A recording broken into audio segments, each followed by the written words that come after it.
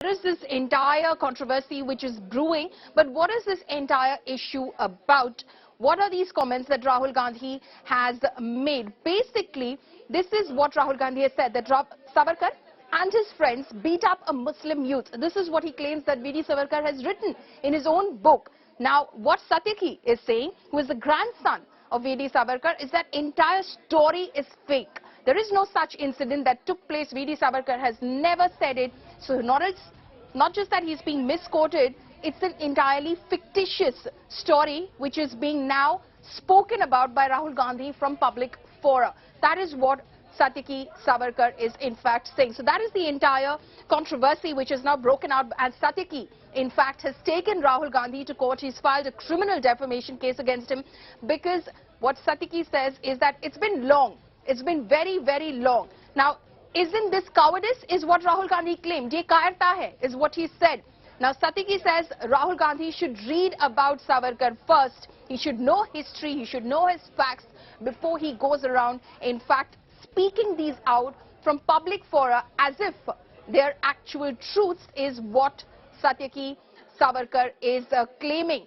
In fact, Satyaki, what Rahul Gandhi has said when, of course, he was speaking about this issue in London is that when he described this entire incident, he also described your grandfather as a coward, calling it kayarta.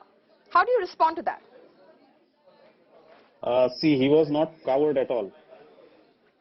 When he was shifted to Andaman, he was awarded with a badge which has written D on it. So D for dangerous. So he was dangerous prisoners for Britishers. Britishers were afraid about his revolutionary actions that he took. He tried to escape near Marseille.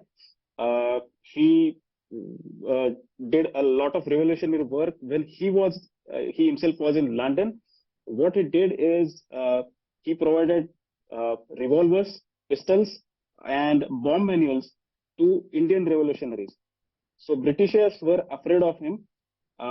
Had he been coward, the things would have been some different angle.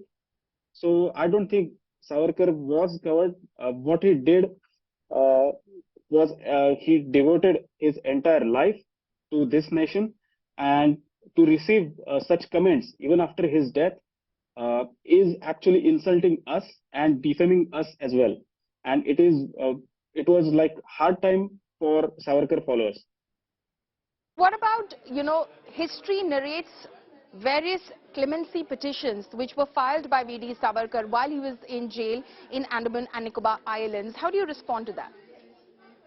So yes, I mean, they were clemency petitions. He was political prisoner. He did not get the facilities what he deserved. He was kept in solitary confinement or in one cell for prolonged period, and he raised his voice against that as well. So to raise a voice against any kind of injustice done is perfectly in the brackets of the law. He did not break any kind of law. Further, he inspired many fellow revolutionaries to fill up the clemency petition, be released from Andaman and Nicobar. One of the examples is Sachindranath Sanyal. Sachindranath Sanyal ji has written in his own biography, Bandi Jeevan, that Savarkar inspired us to write such petitions. We were released, but not him. So it is evident that Britishers never trusted Savarkar. So and the thing is that if you think of a person, if you think from the perspective of a revolutionary, it is obvious that nobody will want to live in a cell for 50 years and die. He will definitely want to serve for the nation. So it was his politics towards British. Right. Also, there are aspects, of course, of history which point towards the fact that, of course, that V.D. Savarkar was arrested in the case of Mahatma Gandhi's assassination. Of course, he was let off later in the said case, because there wasn't sufficient evidence about that as well. Now, that is also used by some, of course, who are reading into history and saying that V.D. Savarkar was not exactly the kind of veer, brave, as the honorary prefix he has, goes. You know, in terms of his name, he wasn't that. So I think enough has been said about this. The the week, I believe, there was a write-up. It was published in the week, and the week journal has apologized about it. So I don't think uh, this at this point of time we shall focus on what has happened. But now I will focus on this particular issue, that is the pressing one, about the Gandhiji's murder, Gandhiji's murder case trial and decision by court. Uh, I think that was the highest court then available, and we shall respect the decision given by the court.